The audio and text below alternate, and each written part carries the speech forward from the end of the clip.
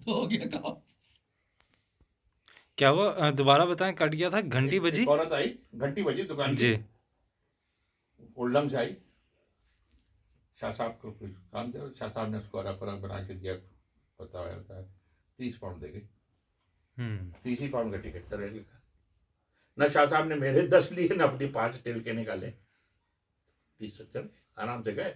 वहां से आए, 500 पाउंड उसने दिए, उस ओमान का जो प्रिंस था। कहने का मतलब ये है, वो कहने मसूल देंगे या तो खुद कर लो या उसको कर लो। That is what it is.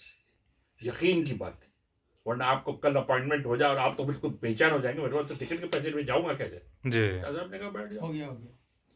जिसने भेजा है वही अब टिकट के पैसे भेज देगा। That is what it is. तवक्कुल जिसको कहना चाहिए, total submission to God, that is what total submission is. समझे ना?